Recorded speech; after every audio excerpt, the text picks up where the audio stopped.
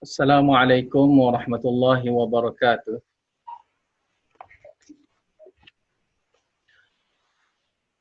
Alhamdulillah nahmaduhu wa nasta'inuhu wa nastaghfiruhu wa nu'minu bihi wa natawakkalu alayhi wa na'udzu billahi min shururi anfusina wa min sayyiati a'malina. Man yahdihillahu fala mudilla lahu wa man yudlil fala hadiya lahu. Asyhadu an la ilaha illallah wahdahu la syarika lahu wa asyhadu anna Muhammadan 'abduhu wa rasuluh. Allahumma salli wa sallim ala Muhammad wa ala alihi wa ashabihi ajma'in wa man tabi'ahum bi ihsanin ila yaumiddin. Subhanaka la ilma lana illa ma 'allamtana innaka antal alimul hakim. Rabbi shrah li sadri wa yassir li amri wa hlul 'uqdatam min lisani yafqahu qawli, amma ba'd. Bab yang baru. Bab baru ni kita habis dah hadis yang ke 35. Yang terbaru hadis yang 36, bab tayamum. Dalam kitab satu lagi edisi hadis yang ke-40. Bab yang ke-6, bab tayamum.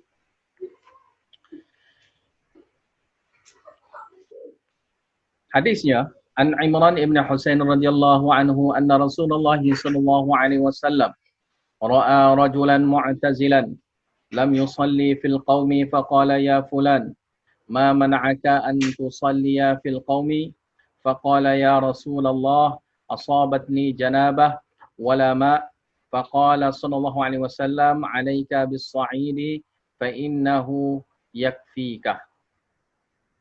Rawahul Bukhari.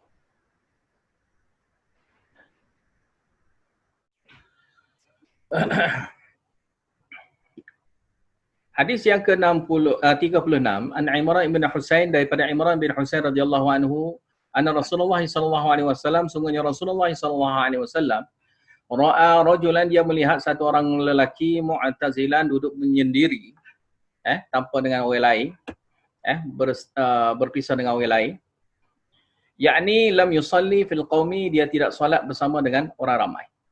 Faqal, lalu bila Rasulullah sallallahu alaihi wasallam melihat orang itu, Rasulullah sallallahu alaihi wasallam berkata, ya fulan, wahai si fulan, ma mana'aka, apakah yang menghalang kamu antu salliya fil qaum, kamu solat bersama dengan kaum ramai-ramai ini? Faqal, lalu dia berkata, ya Rasulullah, wahai Rasulullah, asabatni janabah, aku tertimpanya janabah, mana kena mandi wajib. Wala ma ada, aku tidak ada air, tak dapatnya air. Faqal, lalu Rasulullah sallallahu alaihi wasallam berkata, alaika bis-sa'id, ke atas kamu adalah hendaklah dengan menggunakan tanah debu, yakni bertayamum. Fa innahu yakfika, kerana ia itu sudah mencukupi buat kamu dengan bertayamum itu. Jadi bab yang baru ini adalah bab tayamum. Tayamum ni dari segi bahasanya dengan makna niat. Dengan makna niat. Dari segi syaraknya adalah sebagai ganti wudu, iaitu dengan menggunakan dengan menggunakan debu, tanah debu, memukul ke muka dan juga memuka, diusapnya muka dan juga tangan, kedua tangan. Dan ini sebagai ganti bagi wudu dan ganti bagi mandi. Dan hadis yang kita dah baca tadi adalah dalil dia lah, iaitu tayamum itu sebagai ganti bagi mandi. Ganti mandi. Mana bukan semata-mata hanya boleh untuk digantinya wudu, tetapi boleh juga sebagai ganti mandi. Dan daripada hadis ini juga nak beritahu, tayamum itu tidak boleh dilaksanakan melainkan setelah ketiadaan air. Makna kena cari air lah. Makna bila dalam keadaan tidak ada air dan juga tidak dapatnya untuk menggunakan air kerana mudarat, kerana uzurnya itu, maka sini hukum dia boleh bertayamum. Contoh ginilah, kita ada telaga, kita tidak ada tali, kita tidak ada timba, kan? Air ada dalam telaga tu, dalam telaga, dalam periga itu. Jadi waktu solat dah masuk, air yang lain yang kita cari tak ada melainkan air yang dalam perigi itu. Tetapi kita tidak ada tali, kita tidak ada timba dan kita tidak ada sebarang alat untuk mengambilnya air di dalam perigi itu. Maka hukumnya adalah hukumnya adalah seperti mana orang yang ketiadaan air. Maka dibolehkan kepada orang itu untuk bertayamum. Begitu juga keadaan bagi orang yang di dalam penjara, duduk di tempat yang terperangkap sehingga dia tak bolehnya keluar untuk ambil air. Maka hukum dia pun sama juga, walaupun air itu dia nampak depan mata tetapi dia tak dapat ambil.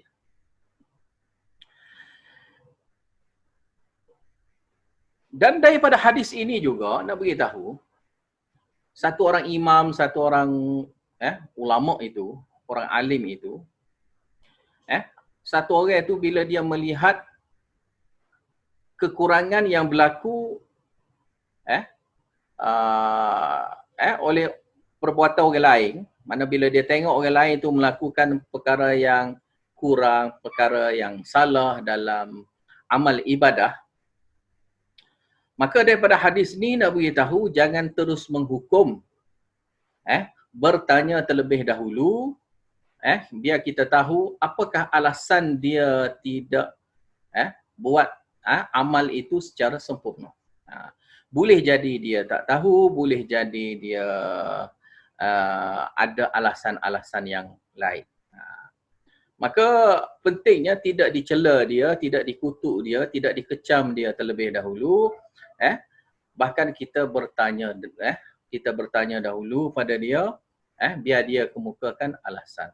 Maka daripada sinilah orang itu pun sendiri akan dapatnya ilmu dan mengelak jugalah terus mendapat malu orang itu ataupun kita sendiri yang bertanya tu mendapat malu, ataupun kita yang kecam itu mendapat malu bila kita kecam orang yang salah. Jadi daripada hadis ini juga nak beritahu boleh berijtihad. Mana kita berijtihad melakukan amalan-amalan tertentu melalui pengetahuan kita yang serba kekurangan. Boleh. Kerana masa tu tidak ada orang lain yang boleh membantu kita. Yang kita tahu hanyalah ilmu yang ada saja pada kita. Maka boleh saja kita berijtihad. Seperti mana dalam hadis ini, walaupun di zaman dia itu, di zaman sahabat ini, Nabi pun ada. Maka mereka sahabat-sahabat juga berlakunya ijtihad ketika zaman Nabi SAW masih lagi hidup. Dan ijtihad dia di sini kerana timbul masalah. Hukum ni biasanya bila tak terdesak, kita tak tahu benda hukum masalah itu, tak nampak benda kekeliruan itu. Bila kita melaksanakan, bila kita bertemu dengan susah sukar, maka masa itulah perlunya ijtihad berlaku. Contohnya macam tayamum, bagi sahabat ini dia berfahaman bahawasanya tayamum itu hanya sebagai ganti pada wuduk saja. Sebagai ganti wuduk. Kalau kena mandi, kalau mandi wajib tidak boleh diganti dengan tayamum. Itu anggapan dia lah. Maka dia tak solat lah kerana tidak ada air itu. Dan dia pun tidak tayamum kerana dia tak tahu bahawasanya tayamum itu sebagai ganti mandi. Dan dia rasa bila keadaan air tidak ada, maka dia beranggapan tidak patut solat lah masa tu. Maka itulah ijtihad dia. Karena anggapan dia ayat tayamum itu khusus bagi hadas kecil saja, bukan hadas besar. Itu anggapan dia. Maka sini bolehlah berlaku ijtihad gini. Mana sekiranya ada orang mau bertanya, adakah ijtihad di zaman Nabi? Ya. Sahabat-sahabat dulu pun pernah berijtihad ketika zaman Nabi, ketika Nabi SAW masih lagi hidup. Tetapi ijtihad kena ingat, ijtihad mestilah dengan nas lah. Mesti dengan Al-Quran, dengan sunnah. Kan?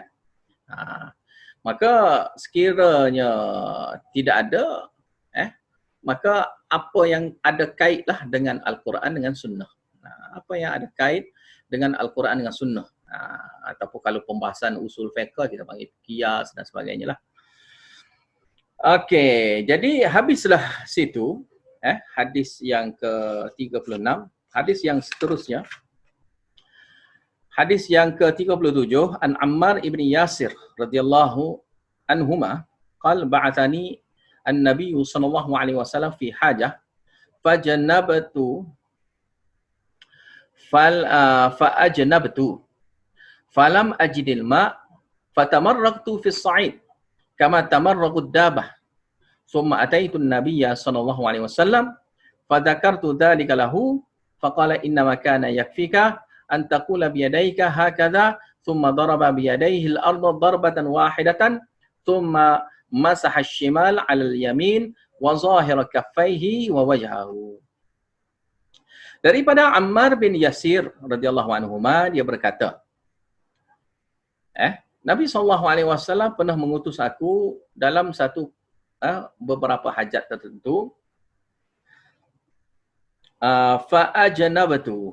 Lalu pada ketika aku sebagai utusan Nabi itu, aku berjanabah. Mana ketika itu aku diwajibkan mandi. Falam ajidil ma', maka aku tak bertemu dengan air. Aku cari tak bertemu air. Bila sebut kata falam ajidil ma', maksudnya ada kalimah muqaddar, iaitu aku cari air tetapi aku tak jumpa air. Fatamarraqtu fi as-sa'id. Lalu ni ijtihad dia. Ni ijtihad Ammar bin Yasir. Iaitu ijtihad dia, aku pun berguling di dalam debu tanah. Kama tamarraqud dabah. Seperti mananya berguling-gulingnya binatang melata. Summa ataitu Nabi sallallahu alaihi wasallam. Mana ini sebagai ganti kepada mandilah. Mana ijtihad dia apa? Mengenakan pada tubuh dia seluruh tubuh dia dengan debu tanah. Summa ataitu Nabi sallallahu alaihi wasallam, kemudian aku datang jumpa dengan Nabi sallallahu alaihi wasallam kerana sini adanya kemusykilan, dia rasa tak sedap apa. Fa dzakartu dzalika lahu, lalu aku ceritalah perkara itu kepada Nabi sallallahu alaihi wasallam. Faqala, lalu berkatanya Nabi sallallahu alaihi wasallam, inna ma kana yakfika an taqul bi yadayka hakadha. Hanyalah cukup buat kamu melakukan dengan kedua tangan kamu sedemikian ini. Taqul situ asal maknanya dengan makna berkata kan. Tapi taqul sini dengan makna taf'alu. An taf'ala biyadaika. Kamu melakukan dengan kedua tangan kamu sedemikian ini, mana seperti mana yang aku nak tunjuk ini. Summa, kemudiannya Nabi sallallahu alaihi wasallam tunjuk macam mana? Daraba biyadaihi al-ardah. Nabi sallallahu alaihi wasallam memukul dengan dua tangan dia ke tanah, al-ard. Darbatan wahidatan. Ini takkid, menguatkan lagi pukul, iaitu pukul tepuklah, kita panggil tepuk dua tangan itu pada tanah, sekali tepuk. Mana tepuk satu kali, summa kemudian masah shimal,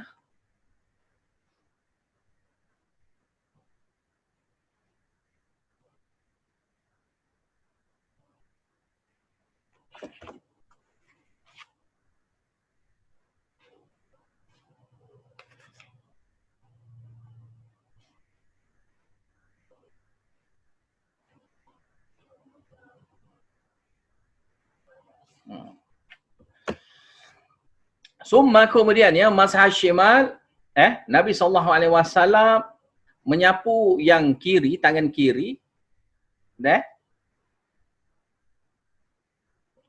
pada tangan kanan, wa zahira kaffaihi, dan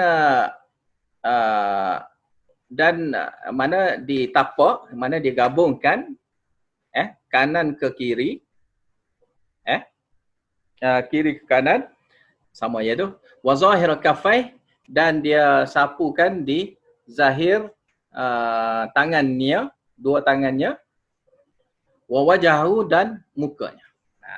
Dan mukanya. Tapi sini riwayat sini terbalik. Riwayat ini terbalik sebab summas itu bukan dengan makna tertib. Summas itu bukan dengan makna tertib. Yang tertib sebenar adalah sapu muka dahulu kemudian tangan. Sapu muka dulu dan juga tangan.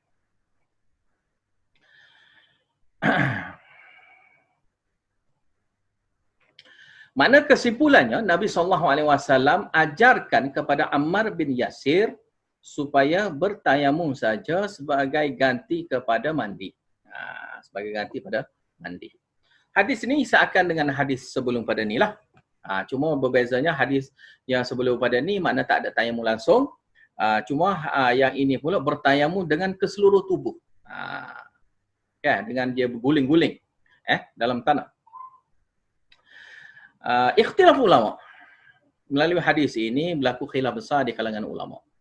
Kesimpulannya ada dua pendapat lah. Khilaf ulamanya, adakah mencukupi, adakah sah lah tayamum dengan satu tepuk saja untuk wajah, muka dan dua tangan. Ataupun tidak boleh tidak mesti kena dua tepuk, dua kali tepuk. Mana tepuk mula-mula untuk muka, tepuk kali kedua kena untuk tangan. Kemudian daripada hadis ini juga berlaku khilaf, adakah mesti kena sapu tangan itu hingga ke siku? Ini pun juga khilaf. Adakah yang diwajibkan sapu tangan itu maknanya sapu tangan hingga siku? Bersama dengan siku. Tangan lengan itu semua sekali bersama dengan siku. Ini khilaf. Sebahagian di kalangan ulama yang khilaf ini dan di kalangan di kalangan mereka adalah mazhab Syafi'i berpendapat kata tidak boleh tidak mesti kena dua kali tepuk. Satu kali tepuk untuk wajah, untuk muka. Satu lagi tepuk untuk dua tangan dia bersama dengan siku. Dan mereka semua sekali ini bukan guna hadis ni, dia berhujah guna hadis lain. Hadis yang seperti mana yang diriwayatkan oleh Ad-Darqutni daripada Ibnu Umar. At-tayammum, lafaz dia ada bunyi at-tayammum darbatan. Tayammum itu dua kali tepuk. Darbatun lil wajhi, satu tepuk untuk muka, wa darbatun lil yadain ilal mirfaqain. Satu kali tepuk untuk kedua tangan bersama dengan dua siku. Ini pendapat. Pendapat yang ada. Satu lagi pendapat di kalangan mazhab Syafi'i juga berpendapat kata sapu muka satu kali tepuk, satu kali tepuk lagi itu untuk tangan saja. Tangan saja, mana tangan hingga pergelangan sajalah. Pendapat daripada Imam Syafi'i ada kedua-duanya. Ada kedua-duanya. Tapi berlaku khilaf lah di kalangan ashab Syafi'i. Ada yang menyokong pendapat yang kata tangan ini saja, tapi yang masyhurnya sampai siku lah. Mereka menyokong pendapat Imam Syafi'i yang dahulu yang mengatakan sapu tangan bersama dengan siku. Pendapat jumhur ulama. Satu lagi pendapat adalah pendapat jumhur ulama. Yang berpendapat sebegini adalah Imam Ahmad, Auza'i, Ishaq dan ahli hadis. Berpendapat kata tayamum itu satu kali tepuk saja.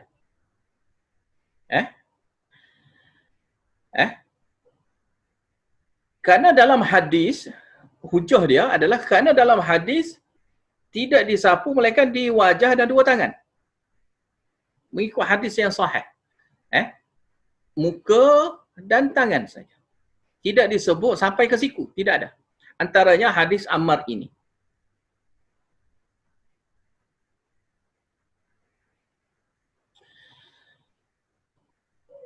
Dan katanya Ibn Hajar, Ammar ni, Ammar bin Yasir ini, setelah daripada zaman hidupnya Nabi, Ammar ni jadi mufti. Dan Ammar berfatwa sebegini juga. Mana Ammar yang meriwayatkan hadis ni pun berpendapat seperti ini. Itu hanya menepuk, satu kali tepuk dan sapu muka dan sapu tangan hingga pergelangan tangan sahaja. Tidak sampai ke siku. Maka melalui ini, perawilah yang lebih arif. Lebih arif. Mana orang yang mendengar Nabi sendirilah yang lebih arif tentang apakah yang dimaksudkan oleh Nabi SAW, yang mana Ammar bin Yasir berpendapat sapu muka dan sapu tangan hingga pergelangan tangan sahaja. Dan satu kali tepuk. Dan ulama-ulama yang jumhur ini menjawab untuk menyangkal hadis yang mengatakan dua kali tepuk dan bersama dengan siku itu. Dan jawapan mereka ni masyhur lah di kalangan ahli fiqh apa semua sekali, masyhur lah dalam perkara ni. Kalau nak tahu detail boleh tengok dalam kitab-kitab fiqh ada dibahaskan secara detail.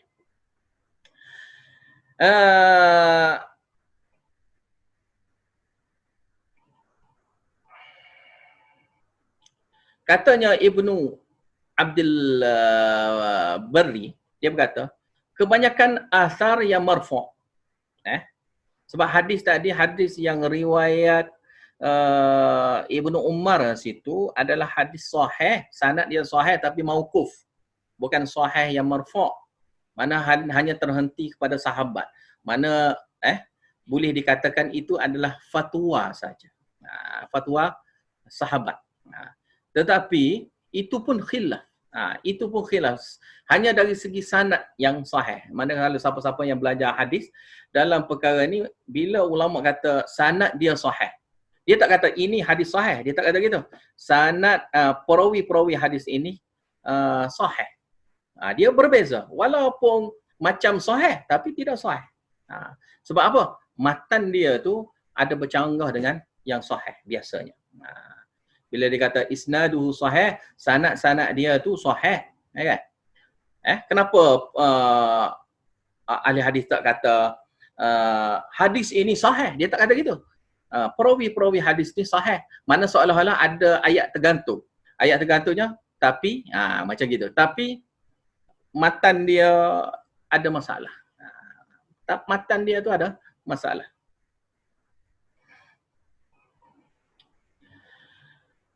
Dan kena ingat yang di riwayat-riwayat yang menyebut dua kali tepuk tu semua sekalinya ittirab. Mana bercanggah satu sama lain yang hadis-hadis itu. Riwayat-riwayat itu banyak bercanggah. Maka yang bercanggah-canggah itu nak muqabalah dengan hadis yang lebih sahih, yang marfu' pula, yang jelasnya sahih, maka tak mungkin boleh lawan lah. Kan? Bila kita nak hadapkan hadis yang ada masalah dari segi hadis itu, matan dia dan juga rawi dia, maka sini akan jadi masalah lah untuk lawannya dengan hadis yang lebih sahih. Dan ini adalah pendapat ini adalah pendapat yang paling sahih lah dari segi riwayat. Pendapat ni sahih yang paling sahih dari segi riwayat. Mana kalau pendapat lain tu banyak ke arah kias, gitulah. Pembahasan dari segi usul. Jadi kita kena faham gitulah. Ketidak tak berlakulah khilaf ulama kan. Semua sependapat belaka kan. Maka berlaku sini kefahamanlah pulanya selepas daripada tu. Jadi daripada hadis ini nak beritahunya tayamum untuk mandi. Janabah dan sebagainya lah. Sekiranya kita terkeluar air mani sengaja ataupun tidak sengaja, hukum dia sama juga tayamum sekiranya ketiadaan air, kerana tayamum itu sebagai ganti bagi mandi. Dan daripada hadis ini juga nak beritahu tidak boleh tidak mesti kena cari air terlebih dahulu barulah boleh tayamum. Mana kalau tak jumpa air barulah boleh tayamum. Dan daripada hadis ini secara jelas memberitahu sifat tayamum.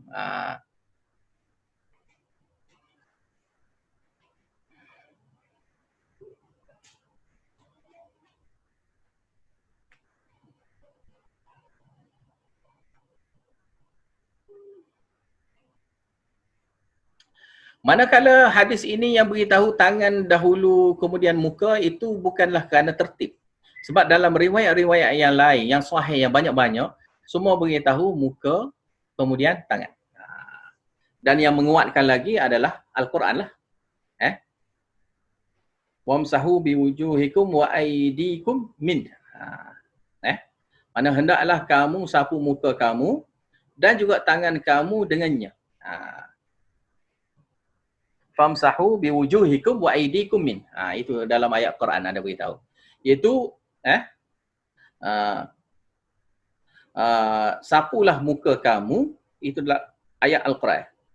Sapulah muka kamu dengan tanah itu dan juga dua tangan kamu dengan tanah. Dan dalam ayat Quran itu kalau kita nak kaitkan dengan satu kali tepuk saja, untuk tepuk debu itu saja pun sesuai. Mana sebab tu pendapat yang kata satu kali tepuk tu lebih kuat.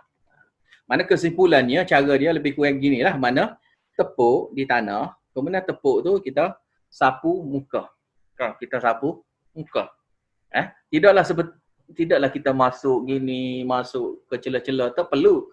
Hanya kita ratakan gitu saja, tidaklah sampai ke mata celah-celah tu. Tak semestinya gitu, kerana ini hanya debu bukannya air.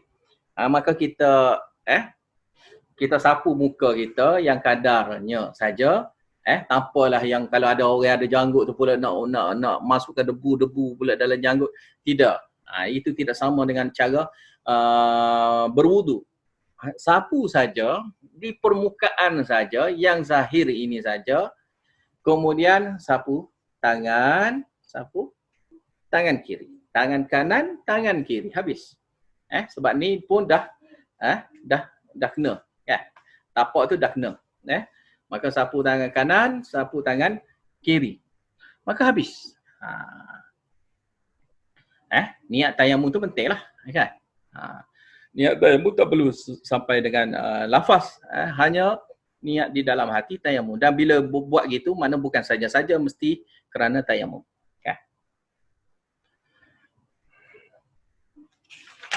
Habis itu kita sambung selepas pada ni. InsyaAllah. Wallahu a'lam bissawab wa akhiru da'wana anil hamdulillahi rabbil alamin.